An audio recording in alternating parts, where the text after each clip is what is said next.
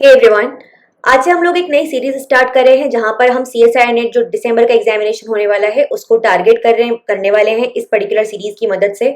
और इसमें हम एग्जैक्टली करेंगे क्या, तो बेसिकली मैं आपको डेली बेसिस पर एक क्वेश्चन सॉल्व करवाऊंगी जो मोस्टली पार्ट सी का होगा और वहां पर उसके बारे में हम बहुत ही डिटेल्ड इन्फॉर्मेशन आप लोगों को देंगे। ठीक है, तो स्टार्ट करते हैं पहले क्वेश्चन के साथ में। ये आपका लेटेस्ट एग्जामिनेशन का क्वेश्चन है। क्वेश्चन नाइट्रोजन फिक्सेशन के बारे में है और नाइट्रोजन फिक्सेशन में जो सबसे इंपॉर्टेंट एंजाइम होता है विच इज नाइट्रोजिनेज एंजाइम, उसके बारे में है। ठीक है, यहाँ पर कुछ स्टेटमेंट्स हमको दिए गए हैं और हमें यहाँ पर करेक्ट आंसर उसका बताना है। चलते हैं पहले इंफॉर्मेशन को देख लेते हैं। तो सबसे पहले आप देख सकते हैं कि जो नाइट्रोजन फिक्सेशन का प्रोसेस होता है जिसमें हम नाइट्रोजन को अमोनिया में कन्वर्ट करते हैं या नाइट्रोजन को रिड्यूस करते हैं, उस प्रोसेस में जो सबसे इंपॉर्टेंट एंजाइम काम करता है उसका नाम होता है नाइट्रोजिनेज एंजाइम। ये जो नाइट्रोजिनेज एंजाइम है ये हमें 3 डिफरेंट फॉर्म में मिल सकता है बेस्ड अपॉन उसकी मेटेलिक रिक्वायरमेंट, मतलब कि वो कौन से पर्टिकुलर मेटल के प्रेजेंस में काम करेगा। तो यहाँ पर ये 3 मेटल्स कौन कौन से हो सकते हैं, ये हो सकते हैं मोलिब्डेनम, वेनेडियम और आयरन। ठीक है, इसके अलावा नाइट्रोजनेज जो है सबसे कॉमनली हमें मोलिब्डेनम एज अ कोफैक्टर जब उसमें प्रेजेंट होता है वो सबसे कॉमन फॉर्म होता है नाइट्रोजनेज का। नाइट्रोजनेज को हम 2 पर्टिकुलर प्रोटीन्स में या सब यूनिट्स में डिवाइड करके देख सकते हैं। ये नाइट्रोजनेज 2 सब यूनिट से मिलकर बना होता है। एक होता है डाइनाइट्रोजनेज रिडक्टेज और दूसरा होता है डाइनाइट्रोजनेज।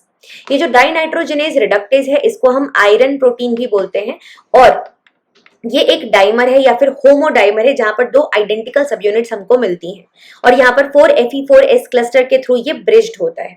इसके अलावा डाइनाइट्रोजनेज की अगर मैं बात करती हूँ तो ये एक हेट्रोटेट्रामर होता है जहां पर 2 अल्फा और 2 बीटा सब यूनिट होती हैं।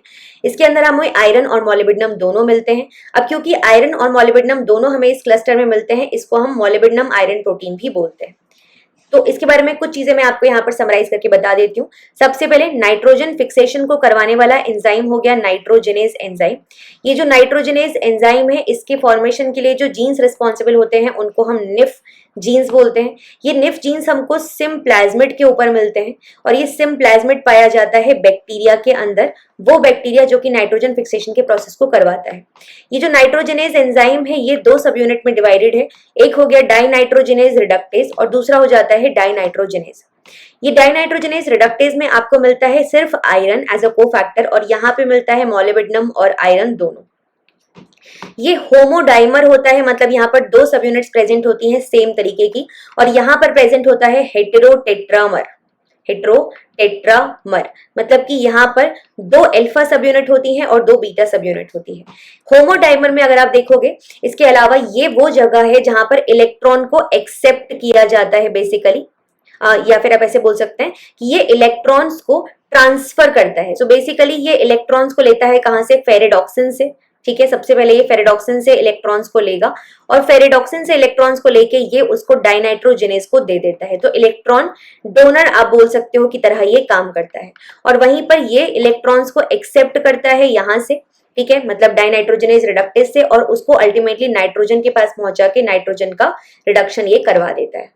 इसके अलावा ये वो जगह है जो कि ऑक्सीजन के प्रेजेंस में इररिवर्सिबल मैनर में इनएक्टिव हो जाती है। मतलब कि अगर ऑक्सीजन प्रेजेंट है तो ये वाला रीजन जो है वो इररिवर्सिबली इनएक्टिवेट हो जाएगा, मतलब काम नहीं कर पाएगा, मतलब नाइट्रोजन फिक्सेशन का प्रोसेस नहीं करवा पाएगा। और ये जो डाइनाइट्रोजनेज वाला पार्ट है ये वो मेन जगह है जहां पर नाइट्रोजन का फिक्सेशन होता है।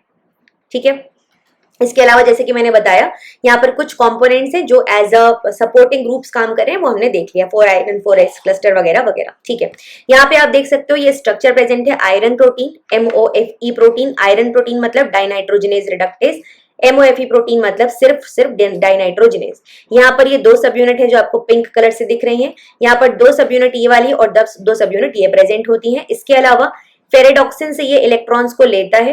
ये इलेक्ट्रॉन्स को लेके सबसे पहले यहाँ पर आप देख सकते हैं आयरन को रिड्यूस ऑक्सीडाइज से रिड्यूस स्टेट में कन्वर्ट हुआ और फिर ये इलेक्ट्रॉन्स को यहाँ पहुंचा देगा और यही इलेक्ट्रॉन्स को यूज करके नाइट्रोजन अमोनिया में कन्वर्ट हो जाता है। ठीक है, अपार्ट फ्रॉम दैट आप देख सकते हैं कि नाइट्रोजन फिक्सेशन का जो प्रोसेस है वो बहुत ही ज्यादा ऑक्सीजन सेंसिटिव होता है। मतलब कि 2 बातें, नाइट्रोजन फिक्सेशन का प्रोसेस, पहली बात एनएरोबिक प्रोसेस होगा, दूसरी बात ये एनर्जेटिकली एक्सपेंसिव प्रोसेस होता है बहुत ही ज्यादा। ठीक है, नाउ इस तरीके से आप देख भी सकते हैं डाइनाइट्रोजनस रिडक्टेज इलेक्ट्रॉन डोनर, ये इलेक्ट्रॉन यूजर रिडक्शन करवाएगा और इस तरीके से यहाँ पर आपका ये प्रोसेस हो गया। और एनर्जेटिकली एक्सपेंसिव मैंने क्यों बोला, क्योंकि एटीपी को यूज करता है ये इस प्रोसेस में। किस प्रोसेस में, आपका जो नाइट्रोजन का अमोनिया में कन्वर्जन का प्रोसेस है उस प्रोसेस में। ठीक है, क्वेश्चन की तरफ चलते हैं हम। पहला स्टेटमेंट हमको दिया गया है nitrogenase enzyme is composed of two components dinitrogenase and dinitrogenase reductase, जो कि बिल्कुल सही बात है, अभी हमने देखा। Second, MOFE protein is a homodimer. MOFE protein जो है वो क्या होता है, वो एक होमोडाइमर होता है, ये भी बिल्कुल सही बात है, इसमें भी कोई दिक्कत नहीं है। Sorry, I am extremely sorry. तो Fe प्रोटीन जो होता है वो होमोडाइमर होता है और जो MOFE प्रोटीन है वो क्या होता है, वो आपका हेट्रोटेट्रामर होता है। ठीक है, तो ये आपका रॉन्ग स्टेटमेंट हो जाएगा। Fe protein component is dinitrogenase. देखो याद रखो, नाम बड़े और दर्शन छोटे, इस वाली टेक्निक से इस स्टेटमेंट से याद रखना। डाइनाइट्रोजनेज रिडक्टेज एक बड़ा नाम है, तो यहाँ सिर्फ आयरन मिलेगा और ये होमोडाइमर होगा। सिर्फ डाइनाइट्रोजनेज छोटा नाम है, तो यहाँ पर MO और Fe दोनों मिलेंगे और ये क्या होगा, हेट्रोटेट्रामर होगा। ठीक है, अब इससे याद रहेगा। अब Fe ओनली प्रोटीन जो है वो कौन सा हो गया, वो छोटे नाम वाला होना चाहिए, मतलब डाइनाइट्रोजनेज होना चाहिए वो, तो ये स्टेटमेंट भी हो जाएगा आपका wrong. Then MOFE protein contains the active site metal cluster where nitrogen binds. जैसा कि मैंने आपको बताया था, यही वो जगह है जहां नाइट्रोजन का फिक्सेशन होता है, मतलब अल्टीमेटली नाइट्रोजन बाइंड करती है और उसको फिक्स किया जाता है। करेक्ट बात हो गई है। Fe protein delivers electrons to MOFE protein, बताया था, यहां से इसको भेजे जाते हैं electrons. Component in a reaction couple to the hydrolysis of magnesium ATP।